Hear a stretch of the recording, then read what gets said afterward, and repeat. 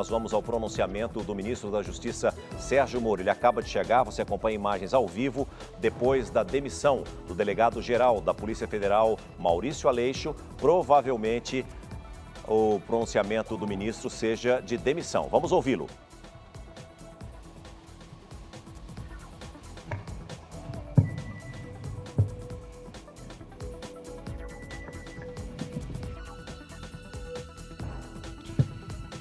Quero cumprimentar aqui não só os jornalistas, o pessoal da imprensa, mas especialmente aqui o pessoal do Ministério da Justiça e Segurança Pública aqui presente. Muitos também gostariam de estar aqui presentes, mas nós buscamos ao máximo evitar aí aglomerações, né? Nem conseguimos totalmente, mas enfim. Primeiro eu queria lamentar a realização dessa... Eu pediria silêncio daí para que pudesse falar sem intervenção. Eu queria lamentar aqui esse evento na data de hoje. Nós estamos passando por uma pandemia, né, do Covid-19. Ontem, uma informação lamentável de 407 óbitos, 3.313 óbitos no total. Então, durante essa pandemia, infelizmente, tendo que realizar esse evento, busquei ao máximo evitar que isso acontecesse, mas foi inevitável. Então, peço a compreensão de todos pela circunstância adversa, mas não foi por minha opção. Antes de entrar no assunto específico, eu queria fazer só algumas reflexões gerais para poder justificar minhas decisões. Antes de assumir o cargo de ministro da Justiça e Segurança Pública, eu fui juiz federal por 22 anos. Tive diversos casos criminais relevantes e desde 2014, em particular, nós tivemos a Operação Lava Jato, que mudou o patamar de combate à corrupção no país. É claro que existe muito ainda a ser feito, mas aquela grande corrupção, que em geral era impune, esse cenário foi modificado. Isso foi um trabalho do Judiciário, do Ministério Público, de outros órgãos, e na parte da investigação, principalmente aí da Polícia Federal.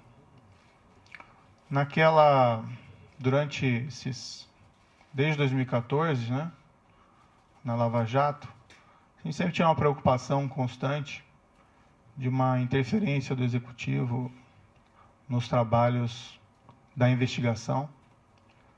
E isso poderia ser feito de diversas formas: troca do diretor-geral, assim que houvesse causa, troca do superintendente. Tivemos o superintendente Rosalvo Ferreira, que convidei aqui para o Ministério, fazendo um grande trabalho. Depois foi sucedido pelo superintendente Valeixo, né, também nomeado diretor-geral da Polícia Federal, fazendo também um grande trabalho. Houve essa substituição, mas essa substituição na época foi pela aposentadoria, né, do Dr. Rosalvo. E, enfim, foi garantida a autonomia da Polícia Federal, né, durante esses trabalhos lá de investigação. É certo que o governo da época tinha inúmeros defeitos, né, aqueles crimes gigantescos de corrupção que aconteceram naquela época, mas foi fundamental a manutenção da autonomia da PF para que fosse possível realizar esse trabalho. Seja de bom grado ou seja pela pressão da sociedade, essa autonomia foi mantida. Isso permitiu que os resultados fossem alcançados. Isso é até um ilustrativo, né, da importância de garantir Estado de Direito, Rule of Law, autonomia das instituições de controle e de investigação. Lembrando aqui até um episódio que num domingo qualquer, durante aquelas investigações, lembro que foi o então superintendente, Maurício Aleixo, que recebeu uma ordem de soltura ilegal do presidente Luiz Inácio Lula da Silva, então condenado por corrupção, preso. Essa ordem emitida por um juiz incompetente, depois isso foi reconhecido nas demais instâncias. Foi graças à autonomia dele e ao sentimento da necessidade de cumprir o dever que ele comunicou às autoridades judiciárias e foi possível rever essa ordem de prisão ilegal antes que ela fosse executada, a demonstrar o empenho dessas autoridades e da importância da autonomia das organizações de controle. Final de 2018, isso é uma história um pouco repetida, eu recebi convite do então eleito presidente da República, Jair Bolsonaro, e isso eu já falei publicamente diversas vezes. É fácil repetir essa história, porque essa história é absolutamente verdadeira. E fui convidado a ser ministro da Justiça e da Segurança Pública. O que foi conversado com o presidente, foi no 1º de novembro, foi que nós teríamos um compromisso com o combate à corrupção, crime organizado e a criminalidade violenta. Inclusive foi me prometido na ocasião carta branca para nomear todos os assessores, inclusive desses órgãos, né, policiais, como a Polícia Rodoviária Federal e a própria Polícia Federal. Na ocasião, né, até aproveitando aqui um breve parênteses para desmistificar um dado, foi divulgado equivocadamente por algumas pessoas que eu teria estabelecido como condição para assumir o Ministério da Justiça uma nomeação ao Supremo Tribunal Federal. Nunca houve essa condição, tá? Até porque seria algo de aceitar um cargo de ministro da Justiça pensando em outro. Isso não é da minha natureza. Eu realmente assumi esse cargo, fui criticado, entendo essas críticas, né, mas a ideia era realmente buscar, num nível de formulador de políticas públicas aqui, numa alta posição do Executivo, de aprofundar o combate à corrupção e levar, né, esse maior efetividade em relação também à criminalidade violenta e ao crime organizado. Tem uma única condição que eu coloquei, não ia revelar, mas agora isso acho que não faz mais sentido, manter o segredo. Isso pode ser confirmado tanto pelo presidente como general Heleno. Eu disse que, como eu estava abandonando 22 anos da magistratura, contribuí 22 anos para a Previdência e perdia, né, saindo da magistratura, essa Previdência. Pedi apenas, já que nós íamos ser firmes contra a criminalidade, especialmente a criminalidade organizada, que é muito poderosa, que se algo me acontecesse, né, pedi que a minha família não ficasse desamparada sem uma pensão. Foi a única condição que eu coloquei para assumir essa posição específica no Ministério da Justiça. Permito-me aqui dizer que o presidente concordou com esse compromisso, nem foi uma condição, o combate à corrupção, criminalidade violenta, criminalidade organizada, né? Falou até publicamente que me daria a carta branca. Eu já tinha uma expertise por trabalhar, né, com polícia, como juiz, evidentemente, em relação à criminalidade organizada, e aceitei, mais uma vez, com aquele intento de realmente fazer com que as coisas evoluíssem. E minha avaliação na época é que essa aceitação ao convite foi muito bem acolhida pela sociedade. Também me via como estando no governo, como um também garantidor.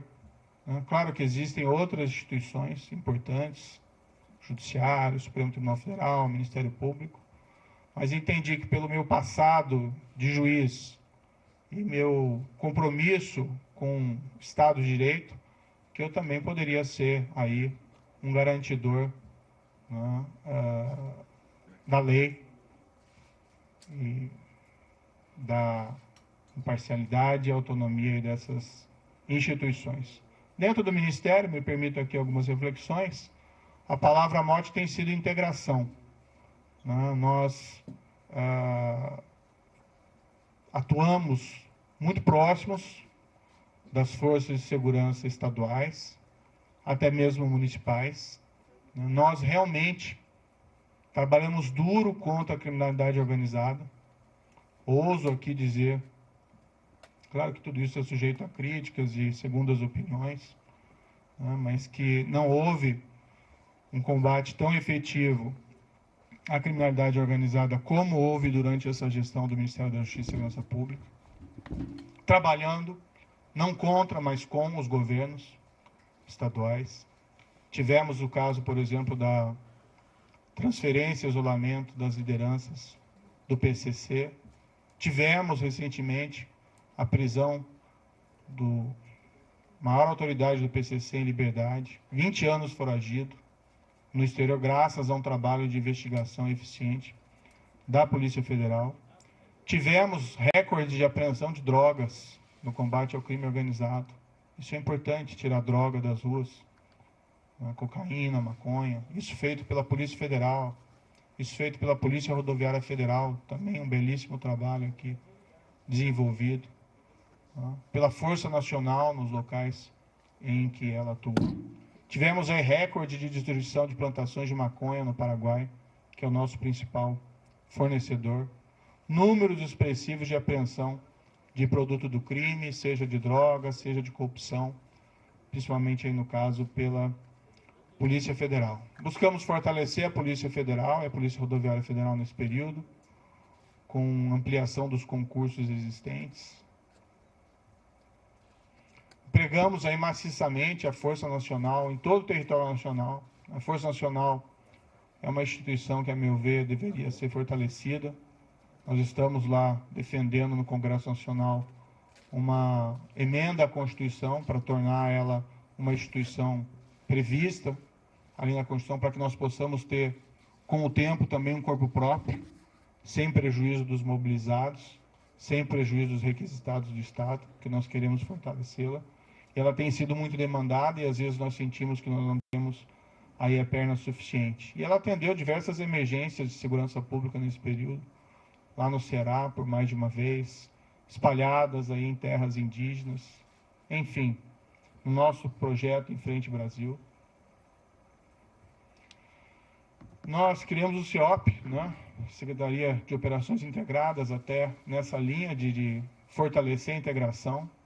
A CIOP desenvolveu um programa chamado Horus e Vigia, que é talvez um dos primeiros programas realmente efetivos aí para controle de fronteiras no nosso país, e trabalha em conjunto com as forças de segurança estaduais. Investimos em inteligência com os centros de fusão, saímos trabalhando também em outras áreas. Várias outras áreas aqui do Ministério da Justiça também tiveram, a meu ver, um bom ganho de efetividade, área do consumidor, área de imigração, área de imigração, a Senajus, enfim, aqui é só um retrato, queria fazer algumas justificativas. No momento, o Ministério da Justiça está voltado principalmente ao enfrentamento da pandemia. Isso prejudicou um pouco os planos em curso, embora eles continuassem. Mas estamos cuidando principalmente de IPI, vacinação, de atenção à segurança, de coordenação, de se preocupar com o Plano Nacional de Segurança. Mas foi proposto que ele fosse colocado no Instituto do Ministério da Justiça. Nós nos fortalecemos. Depois ele acabou sendo transferido para outros órgãos. Até onde teve presente a estrutura fortalecida se manteve. Acho que isso é muito positivo. Também é um órgão de inteligência importantíssimo, que nós devíamos, inclusive, aumentar a sua estrutura e melhorar o seu funcionamento. Tivemos aí o projeto de lei anticrime, que foi a principal mudança legislativa durante o nosso período de gestão. Várias alterações, facilitação também de venda de drogas. O DEPEN fez um trabalho também fantástico aqui no Ministério Público, também a Senado. Desculpe aqui um pouco cansativo todas essas reflexões.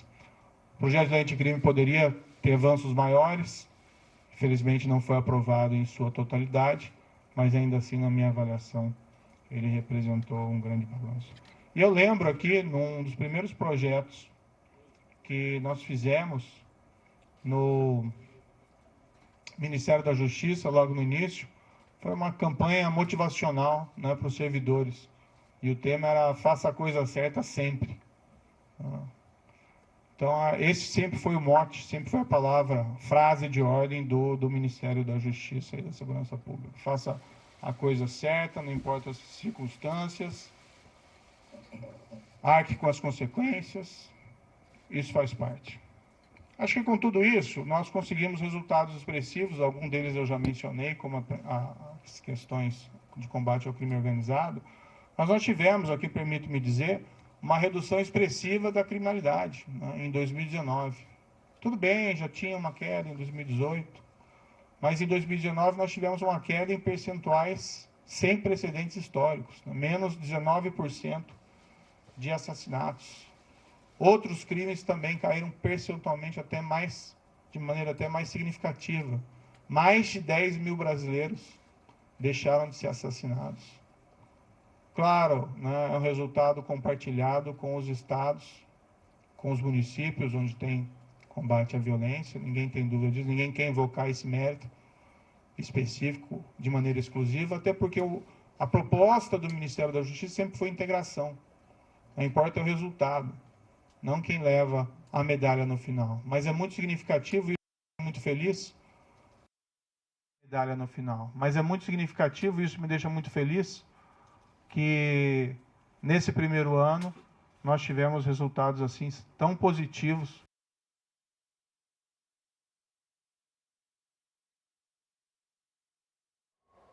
Para muito esse cenário, mas enfim, isso é um trabalho que é permanente e duradouro. Bem, em todo esse período, tive apoio, né, do presidente Jair Bolsonaro em vários desses projetos, outros nem tanto, mas passou a haver uma insistência do presidente da troca do comando da Polícia Federal. Da troca do comando da Polícia Federal.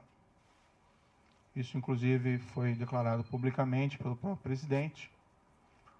Houve primeiro um desejo de trocar um superintendente da Polícia Federal do Rio de Janeiro.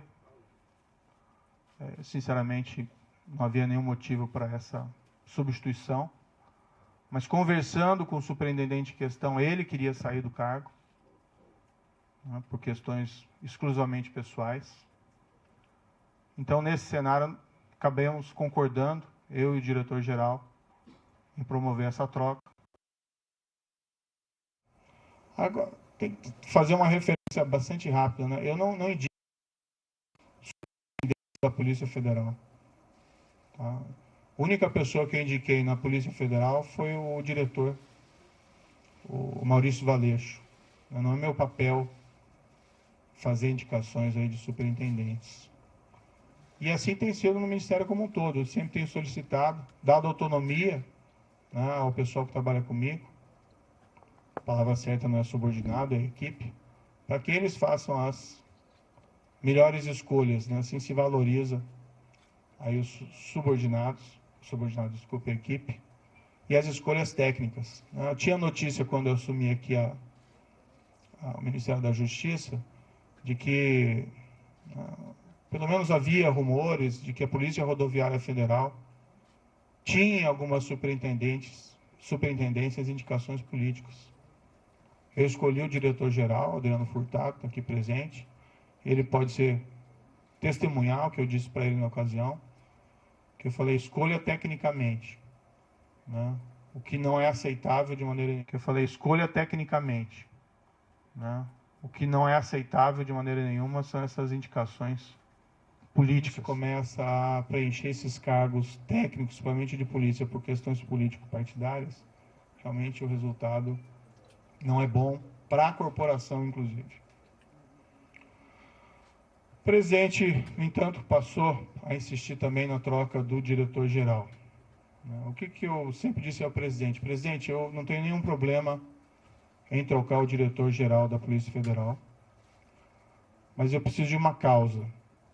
E uma causa normalmente relacionada a uma insuficiência de desempenho, um erro grave.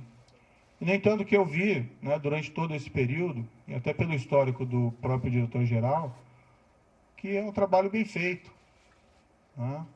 Várias dessas operações importantes, combate ao crime organizado, operações também de combate à corrupção que foram relevantes, poderiam ter até mais operações, né? Mas normalmente essas operações elas maturam durante algum tempo.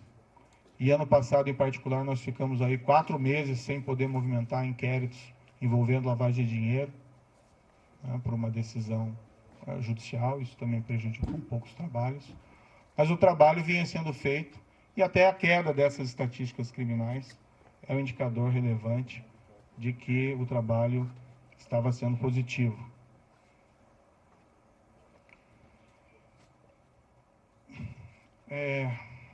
Não é uma questão do nome. Né? Tem outros bons nomes para assumir o cargo de diretor da Polícia Federal. Né? Há outros delegados igualmente competentes. O grande problema de realizar essa troca, primeiro, haveria uma violação de uma promessa que me foi feita inicialmente, que eu teria carta branca. Em segundo lugar, não haveria uma causa para essa substituição. E estaria claro que estaria havendo ali uma interferência política na Polícia Federal, o que gera um abalo na credibilidade. Não minha, mas minha também, mas também do governo, desse compromisso maior que nós temos que ter com a lei, com o rule of law, e ia ter impacto também, na minha opinião, na própria efetividade da Polícia Federal. Ia gerar uma desorganização. Não aconteceu durante a Lava Jato, a despeito de todos os problemas de corrupção dos governos anteriores. Houve até um episódio em que foi nomeado um diretor no passado com o intuito de interferência política e não deu certo, ficou pouco mais de 3 meses. A própria instituição, né, rejeitou essa possibilidade. E o problema é que nas conversas com o presidente, e isso ele me disse expressamente, que não é só a troca do diretor-geral. Né? Haveria também a intenção de trocar superintendentes, novamente o superintendente do Rio de Janeiro. Outros superintendentes provavelmente viriam em seguida, a superintendente da Polícia Federal de Pernambuco, sem que fosse me apresentado uma razão, uma causa para realizar esses tipos de substituições que fossem aceitáveis. Dialoguei muito tempo com o presidente, busquei postergar essa decisão, às vezes até sinalizando que poderia concordar no futuro, né, com essa possibilidade. E até num primeiro momento pensando, não, de repente pode ser feito, pode ser alterado, mas cada vez mais me veio a sinalização de que seria um grande equívoco realizar essa substituição. Ontem, né, eu conversei com o presidente, houve essa insistência do presidente, né, falei ao presidente que seria uma interferência política, ele disse que seria mesmo. Né. Falei que isso teria um impacto para todos, que seria negativo. Mas, para evitar uma crise, né, durante uma pandemia, não tenho vocação aí para carbonário, muito pelo contrário, acho que o momento é inapropriado para isso. Eu sinalizei, então, vamos, né, substituir o Valeixo por alguém que represente a continuidade dos trabalhos, alguém com um perfil absolutamente técnico, e que fosse uma sugestão minha também. Na verdade, nem minha, uma sugestão da própria Polícia Federal. Eu sinalizei com o nome do atual diretor executivo da Polícia Federal, Disney Rossetti. Eu nem tenho uma grande familiaridade com Disney Rossetti, mas é uma pessoa de carreira, de confiança. E como eu disse, essas questões não são pessoais, não são preferências pessoais. São questões que têm que ser decididas tecnicamente. Fiz essa sinalização, mas não obtive resposta. O presidente tem a preferência por alguns nomes que seriam da indicação deles. Não sei qual que vai ser exatamente a escolha. Foi ventilado o nome de um delegado que passou mais tempo no Congresso do que na ativa, na Polícia Federal. Foi indicado, o sugerido nome do atual diretor da BIM, que tem até um bom nome dentro da Polícia Federal. Mas o grande problema é que não são tantos essa questão de quem colocar, o problema é por que trocar. E permitir que seja feita a interferência política no âmbito da Polícia Federal. O presidente me disse mais de uma vez, expressamente, que ele queria ter uma pessoa do contato pessoal dele, que ele pudesse ligar, que ele pudesse colher informações, que ele pudesse colher aí relatórios de inteligência, seja o diretor, seja o superintendente. E realmente não é o papel da Polícia Federal prestar esse tipo de informação. As investigações têm que ser preservadas. Imaginem se durante a própria Lava Jato, o ministro, o diretor-geral, o presidente, então presidente Dilma, o ex-presidente Luiz ficassem ligando para o superintendente em Curitiba para colher informações sobre as investigações em andamento. Então, a autonomia da Polícia Federal, como um respeito aí à autonomia da aplicação da lei, seja a quem for, isso é um valor fundamental que nós temos que preservar dentro de um Estado de Direito. O presidente me disse isso expressamente, ele pode ou não confirmar essas questões, mas, enfim, é algo que realmente eu não entendi apropriado. Então, o grande problema não é quem entra, mas por que alguém entra. E se esse alguém, sendo da corporação, aceitando substituição do atual diretor-geral, com o impacto que isso vai ter na corporação, não conseguiu dizer não para o presidente uma proposta dessa espécie, eu fico na dúvida se vai conseguir dizer não em relação a outros temas. Há uma possibilidade que se afirme que o Maurício Valeixo gostaria de sair, mas isso não é totalmente verdadeiro. O ápice da carreira de qualquer policial federal, delegado da Polícia Federal, é a direção-geral da Polícia Federal. E ele entrou com uma missão. Claro que, depois de tantas pressões para que ele saísse, ele de fato até manifestou a mim, olha, talvez seja melhor eu sair para diminuir essa cisma, e nós conseguimos realizar uma substituição aqui adequada. Eu sairia para uma adjudância ou para outro cargo, mas nunca isso voluntariamente, sim decorrente dessa pressão, que a meu ver não é aí apropriado. E o grande problema, uma substituição que seja orientada aí por causas, que possam ser sustentadas, não haveria aí nenhum problema específico.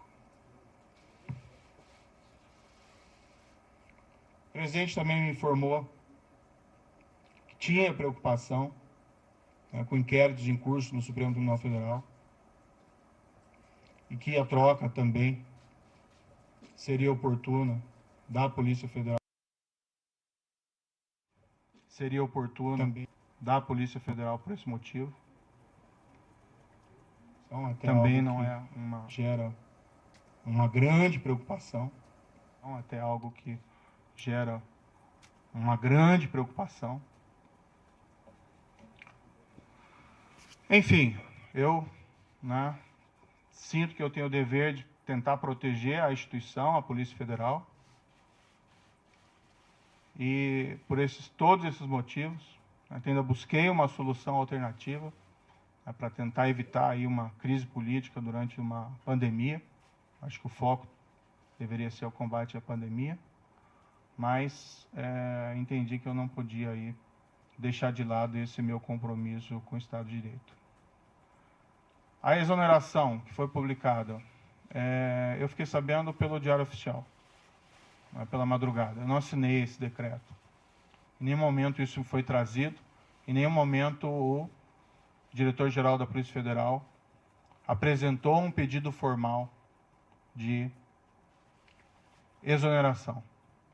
Depois ele me comunicou que ontem à noite recebeu uma ligação dizendo que ia sair exoneração a pedido, e se ele concordava, né? Ele disse, como é que eu vou concordar com alguma coisa? Eu vou fazer o quê? Ex officio, mas o fato é que não existe nenhum pedido que foi feito de maneira formal. Eu, sinceramente, fui surpreendido. Achei que isso foi ofensivo. Vi que depois a SECOM afirmou que houve essa exoneração a pedido, mas isso, de fato, não é verdadeiro. Para mim, esse último ato também é uma sinalização de que o presidente me quer realmente fora do cargo, não me quer presente aqui dentro do cargo, porque essa precipitação na realização da exoneração não vejo aí muita justificativa. Eu tenho até outras divergências, tive outras divergências com o presidente federal, com o presidente da República durante essa permanência aqui. Tive muitas convergências. Recebi apoio do presidente em diversas ocasiões importantes, assim como dei apoio ao presidente da República em várias circunstâncias. Tive portuais divergências, mas eu acho que como ministro, né, eu estou numa relação que eu tenho que preservar. Mas eu acho que como ministro, né, eu estou numa relação que eu tenho que preservar também a questão da hierarquia. Mas não vou aqui falar dessas outras divergências, isso fica para uma outra ocasião. De todo modo, meu entendimento foi que eu não tinha como aceitar essa substituição. Há uma questão envolvida também da minha biografia como juiz, de respeito à lei, ao Estado de Direito, à impessoalidade, né, no trato das coisas com o governo. E eu vivenciei isso durante a Lava Jato. Seria ali um tiro da Lava Jato se houvesse substituição de delegados, superintendentes naquela ocasião. Então eu não me senti confortável. Tenho que preservar, né, a minha biografia, mas acima de tudo eu tenho que preservar o compromisso, que foi o compromisso que eu assumi inicialmente com o próprio presidente, que nós seríamos aí firmes no combate à corrupção, crime organizado e criminalidade violenta. E um pressuposto necessário para isso, né, é que nós temos que garantir aí o respeito à lei, a própria autonomia da Polícia Federal contra interferências políticas. Certo, o presidente indica, ele tem essa competência, ele indica o diretor-geral, mas ele assumiu um compromisso comigo inicial de que seria uma escolha técnica, que eu faria essa escolha, e o trabalho vem sendo realizado. Poderia ser alterado o diretor-geral, desde que eu tivesse uma causa consistente. Não tendo uma causa consistente, e percebendo que essa interferência política pode levar a relações impróprias entre o diretor-geral, entre superintendentes, com o presidente da República, é algo que realmente eu não posso concordar. De todo modo, eu agradeço um pouco sobre o futuro, né? De todo modo, eu agradeço ao presidente da República a nomeação que me foi feita lá atrás. Acho que nós tínhamos um compromisso e eu fui fiel a esse compromisso, né? Eu acho que estou sendo fiel a esse compromisso no momento em que eu me encontro aqui dentro do Ministério da Justiça. No futuro, né, eu vou começar a empacotar minhas coisas e vou providenciar aqui o meu encaminhamento da minha carta de demissão, né? Eu, infelizmente, não tenho como persistir com o compromisso que assumi sem que eu tenha condições de trabalho, sem que eu tenha condições de preservar a autonomia da Polícia Federal para realizar os seus trabalhos, ou política na Polícia Federal, cujos resultados são imprevisíveis. Espero que, independente da minha saída, seja feita a escolha de ou até, né, quem sabe, a própria manutenção do diretor-geral atual, já que o pedido de exoneração não existe, mas não havendo essa possibilidade, que seja feita uma escolha técnica, sem preferências pessoais, né? Que também a instituição dá para se confiar na Polícia Federal, né? A Polícia Federal tem um histórico, ela vai também resistir a qualquer espécie de interferência política, tenho crença nisso, e que seja indicado alguém que possa realizar um trabalho autônomo, independente, alguém que não concorde, né, em trocar superintendentes ou delegados por motivos não justificados. O meu futuro pessoal, após disso, né, eu abandonei esses 22 anos de magistratura. Infelizmente, é um caminho sem volta, né, mas quando eu assumi, eu sabia dos riscos. Vou descansar um pouco, né. Nesses 22 anos foram muito trabalho, em especial durante todo esse período da Lava Jato, praticamente não tive descanso, e nem durante o exercício do cargo de ministro da Justiça e Segurança Pública. Vou procurar, né, mais adiante um emprego, não enriqueci, né, no serviço público, nem como magistrado, nem como ministro, e quero dizer que, independentemente de onde eu esteja, eu sempre vou Hoje em dia fica por aqui, você continua com a coletiva de Sérgio Moro a partir de agora no Jornal da Record. Quer que seja, se eu puder ajudar nesse período da pandemia com outras atitudes. Ô, boss, fala comigo. Mas, enfim, sempre respeitando o mandamento do Ministério da Justiça e Segurança Pública nessa gestão, que é fazer a coisa certa sempre. Muito obrigado.